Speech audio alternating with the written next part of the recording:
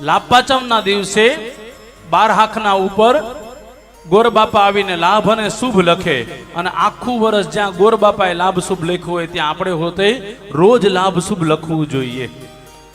હવે કોણ લખો છો કેજો, આમાંથી કોઈ લખો છો? અરે દાદા વાત જવા દો, પહેલો ને છેલ્લો વર્ડ સાવડી પાસે એક જ છે, દાદા ટાઈમ નથી. સાચું કે ખોટું? અને એમાં કઈ કે મોબાઈલ બધા હાથમાં લઈ લ્યો તો કોની પાસે ટાઈમ નથી કેજો? બધાની પાસે ટાઈમ છે.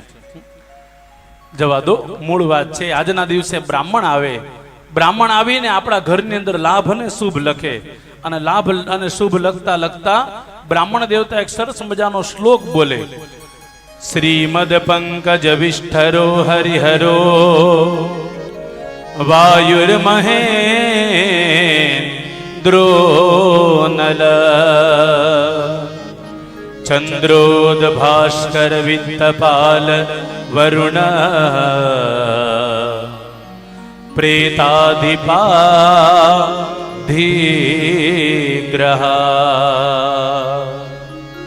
પ્રદ્યુમ્નો નલકુબરો સુરગજો ચિંતામણી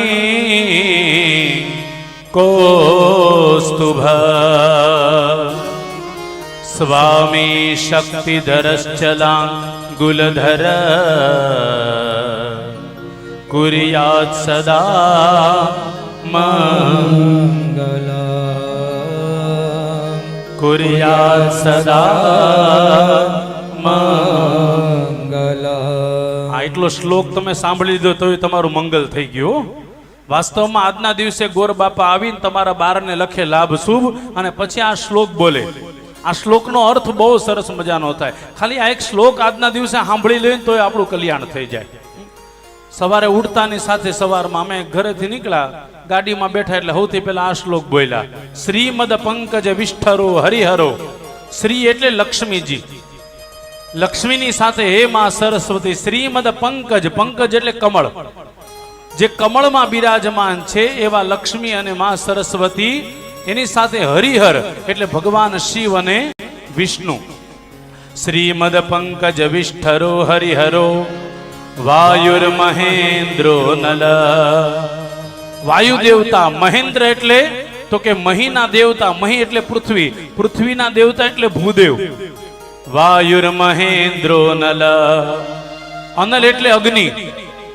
આ બધા દેવતાઓના નામ છે હો. એટલું બધું તમને ન સમજાય તો કાંઈ વાંધો નહીં. દુનિયામાં 33 કોટી ભગવાન આજના દિવસથી લઈ અને 1 વર્ષ સુધી અમારું મંગલ કરો. કુર્યાત સદા મંગલમ. આ શ્લોક બોલીને બ્રાહ્મણ તમારા ઘરે આવે અને આજના દિવસે આશીર્વાદ આપે. આશીર્વાદ આપે ત્યારે તમારા ઘરમાં ચોખા છાંટે, આવું શાસ્ત્ર લખેલું છે શાસ્ત્રમાં. હવે સમય જ વયો ગયો છે પણ વ્યાસપીઠ ઉપરથી તમને બધાને આ શ્લોક સંભળાવ્યો. ભગવાન દ્વારકાધીશ તમારા કુળદેવીમાં તમારા બધાનું મંગલ કરે. આવું ને આવું સારું સારું કામ કરતા રહો. આજે બહુ પવિત્ર દિવસ છે, લાભ પાંચમ છે. લાભ પાંચમ આપણા બધાને સુધરે એટલા માટે આપણે કથા કરીએ છીએ.